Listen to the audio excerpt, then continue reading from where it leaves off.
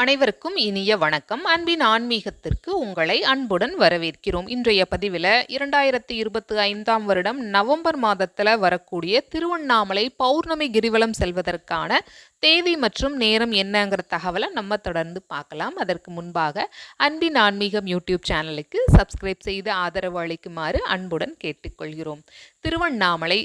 திருவண்ணாமலையில் உலக பிரசித்தி பெற்ற அருள்மிகு அருணாச்சலேஸ்வரர் திருக்கோவிலை ஒட்டி இருக்கக்கூடிய அண்ணாமலையார் மலை என்று அழைக்கப்படக்கூடிய மலையை சுற்றிலும் இருக்கக்கூடிய சுமார் 14 கிலோமீட்டர் தொலைவு கொண்ட கிரிவல பாதையில் பௌர்ணமி நாட்களில் லட்சக்கணக்கான பக்தர்கள் கிரிவலம் செல்வது வழக்கமான ஒன்றா இருந்துட்டுருக்கு.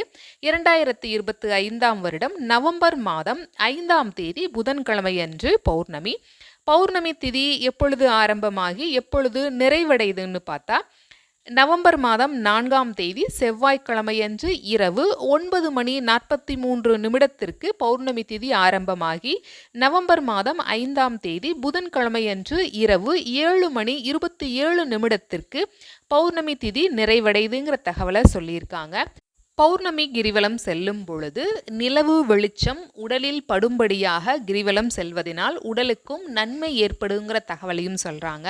அதனால இந்த வாய்ப்பை நாம் பயன்படுத்தி கொள்வோம். இந்த பதிவு உங்களுக்கு பயனுள்ளதா இருந்திருக்கும். ஞாபகமா லைக் பண்ணி சப்ஸ்கிரைப் பண்ணுங்க. உங்களுடைய கருத்துக்களை கமெண்ட் பாக்ஸ்லையும் தெரிவியுங்கள். நன்றி, வணக்கம்.